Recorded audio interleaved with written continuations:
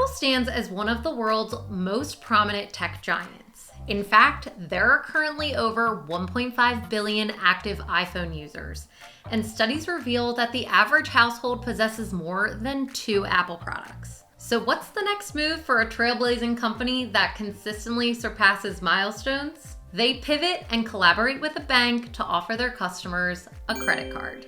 In 2019, Apple joined forces with Goldman Sachs to bring us the Apple Card.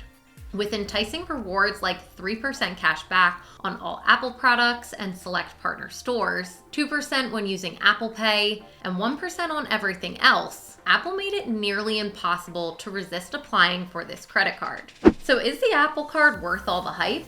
Let's start by exploring the numerous advantages of owning the Apple Card to help you make a more informed decision. The first benefit is that the application process is a breeze. You can apply directly through the Wallet app on your iPhone. The card is then seamlessly integrated with the Apple ecosystem, and it works flawlessly with Apple Pay and the Wallet app, making it simple to manage and use across your Apple devices. But what about fees? According to Apple, there are no hidden fees. You won't pay any annual fees, foreign transaction fees, or even late payment fees with the Apple Card. And as far as cash back, you're going to get daily cash rewards. Users will receive a percentage of their daily purchases as cash back, which can be used instantly for purchases, bill payments, or even sent to friends through Apple Pay. The card also comes with enhanced security. The physical card has no card number, CVV, or expiration date printed on it, reducing the risk of card theft. And if you're someone that's trying to keep to a budget, Apple Card's real-time spending tracking helps you to stay in control. The Wallet app offers detailed insights into your spending habits, enabling you to manage your finances more effectively.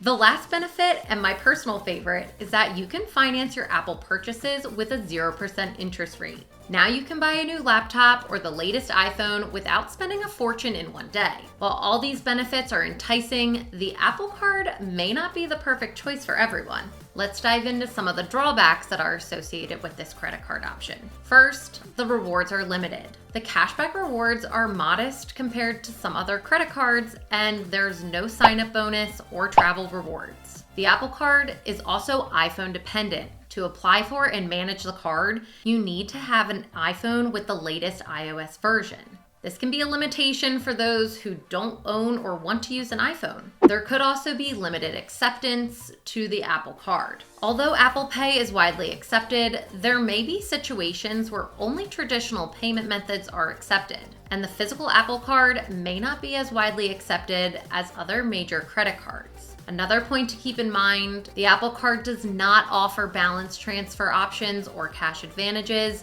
which might be a drawback for some users. And finally, Apple Card's interest rates could be potentially high. Depending on your creditworthiness, the Apple Card's interest rates may be higher than some other credit card options. So is the Apple credit card worth it? It depends on your individual preferences and needs.